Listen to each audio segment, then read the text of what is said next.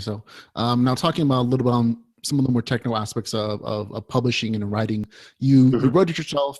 A lot of people can do that themselves. You're also, I think, self-publishing now through Amazon. How does that work out for you? Yes. So that is actually like the most painless process that there is. Like in 2010, apparently Amazon just wanted more indie writers. And so they were like, hey, upload a manuscript. If it's anything, kind of anything, then you can put it up there.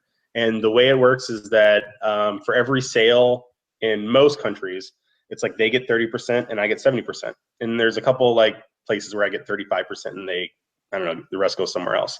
But that's it. And then the other way that I'm able to distribute is through the Kindle Unlimited, where authors are paid like a percentage of a penny for every page that's read. And so like that was like super, super painless. They're actually like, you know, they employ, I don't know how many thousands of people because they're like quick as bunnies to respond to things.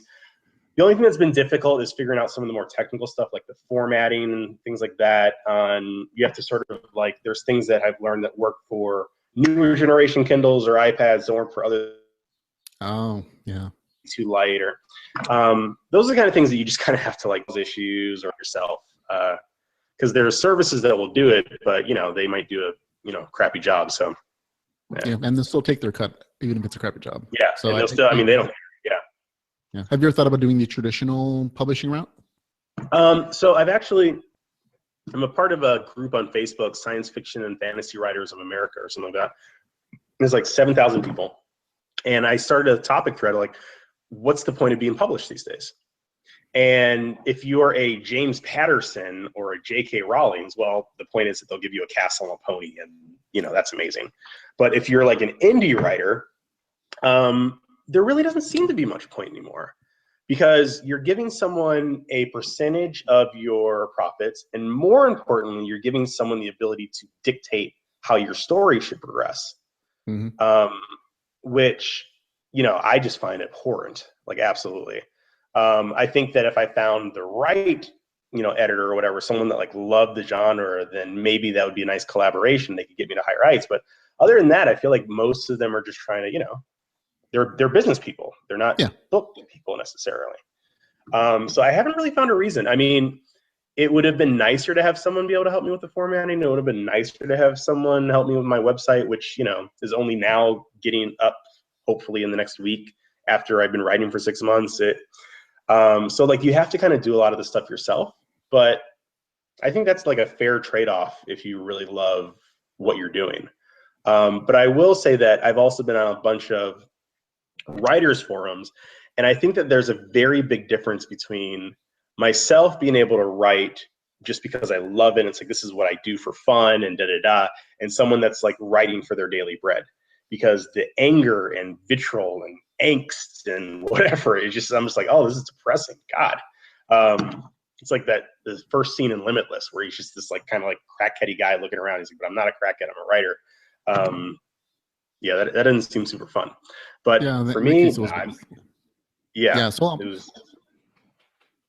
but anyway, so yeah, I mean, that's it. So maybe one day if I learn more about it, but like I've been approached for people trying to buy my audio rights and things like that. And again, it just doesn't really seem like something that I'd be interested in doing. But there's a lot that I don't know about the business side of booking. Like, honestly, I'm a writer. I'm not a book editor.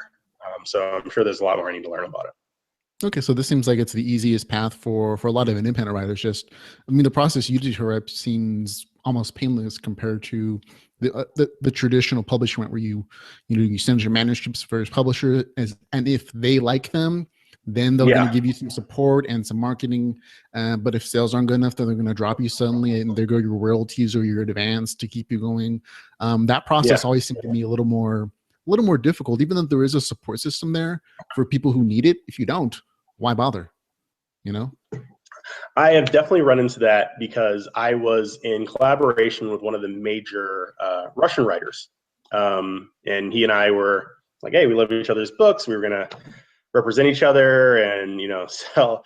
And I got into it with his editor in a not super polite kind of way. And so suddenly it's like, you know, our parents wouldn't let us play together anymore. And that was the end of that. And that sucked. But was the way it was.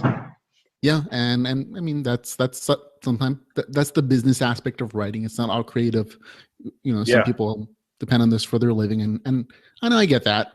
I'm happy to see that you have a little more freedom in your writing style and the things that you can do. I think it makes for better stories when you don't have quite as many restrictions on what you can and can't say and how you can say it, and all the publishing stuff. So I'm glad that you chose this round in particular.